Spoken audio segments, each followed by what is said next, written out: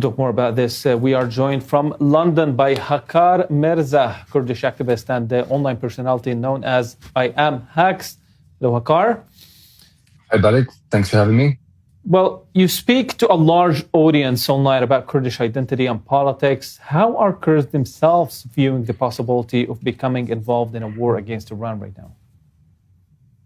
I mean, the Kurds obviously should have a say in this. I mean, Western Iran is home to 12 to 15 million Kurds who would very much like to be involved politically, definitely politically. When it comes to war, as we've seen in the past, as many other people have mentioned, when working with the West, it's been quite difficult to know what the outcome will be. The commitment is not clear. I think even right now, the USA's position is not clear on exactly how this war is going to go. So that would be a worry for the Kurds. I'm pretty sure the political parties of the Kurds and the armed groups, the Peshmerga, who have been prepared for this for decades, would like to be part of something as long as there is some commitment and some understanding into what the outcome will be at the end and what the goals are for America. Because there is a common goal here, but we don't want to give lives for the sake of it and to see an abandonment once again. In the meantime, can you describe in general how Kurds are treated by this regime in Iran? So, human rights literally don't exist when it comes to the Kurds in Iran. You can't even go to school and learn your own mother tongue. You get attacked for celebrating Nowruz, which is one of our holidays. You get attacked for speaking Kurdish in public. There's very much a sentiment where it's more lenient towards Persians there. More recently, the Persians have also got fed up of their own government. But if we can talk about this regime, we can go back to the last regime when the Shah was there before. It was the same thing. The Kurds have never seen peace in modern Iran. And they have long wanted to be at least involved politically. And they've never been allowed. No political opposition has been allowed from the Kurdish perspective, and we've been blocked away. And so we kind of are under this regime that is forcing us to listen to them and abide by them. Lack of investment in the Kurdish cities. If you go to some of the Kurdish cities, it's sad to see that it looks like it's still living in the 70s or the 80s. They're just being completely left alone, abandoned. And that's the reality on the ground there. Yes, unfortunately, not only in Iran, but in different countries as well, where Kurds are. But let's focus on Iran. The Iranians often frame, or actually the Iranian regime often frame this Kurdish movement as a separatist movement, as a separatist threat. From your perspective, is this an accurate description of what Kurdish communities inside Iran want or actually asking for?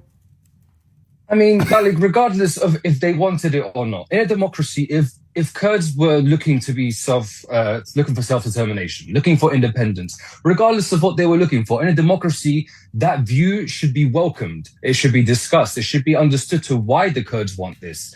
The Kurds have been long wanting self-governance because they haven't been treated with respect under this regime nor the past regime. And the problem we're seeing now, Balik, is that the monarchists which want to put Reza Pahlavi in place of this regime are also calling us separatists. So we're being called separatists by the current regime and whoever wants to come and replace this current regime, which is it's a sad thing to see because there is a common goal to bring down this regime at the moment. Whereas we should be standing together to achieve that common goal, they're actually standing against us and not allowing us to work together to bring the regime down because they're so worried about our democratic rights and our human rights of whether we want to be involved politically, whether we want self-governance, whether we want independence, regardless, these are all democratic rights and human rights. And that should be respected. And I want to show you something, Balik, because they call us separatists, Balik. This is a map of Kurdistan, Balik. This is the whole map of Kurdistan. And that's where all the Kurds live. Now, if you go to this side of the map, this is where you call the Iranian Kurdistan. Now, Balik, these are all brothers and sisters. These are all family. This is a huge map of Kurdistan. They call us separatists. Can you tell me how are we separatists if that is where all the Kurds have historically lived and we have been separated into different countries? And not only have we been separated, Balik, in one area they say you must speak Farsi. In one area they say you must speak Turkish. In another area they say you must speak Arabic. Your cousins across the border, different nationality. You start to not understand each other. They start to turn you against each other. This is the reality the Kurds have been facing for a long time. And if someone wants self-governance because something like that has happened, I think it's a fair thing for them to want. But that's not to say everyone wants the same thing, but it's still a democratic right to want something and to have that discussion about it. Well, thank you so much. That was very emotional to hear. But finally, what message are you trying to convey to the world right now about the Kurdish people and their role in the region?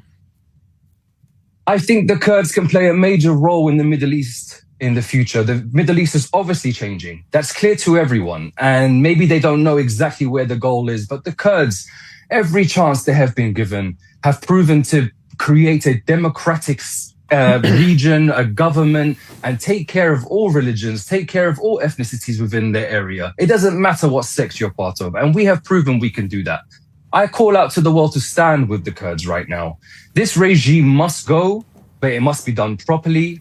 And as you've been speaking about previously with Hezbollah, there's also Hashd al-Sha'bi in Iraq. All of these must go to see peace, and the Kurds must be supported and finally given their right to show the world that we can be an example of coexistence in this region. From London, Hakar Mirza, Kurdish activist and online personality known as I Am Haks. Thank you so much for sharing. Thank you very much. With us.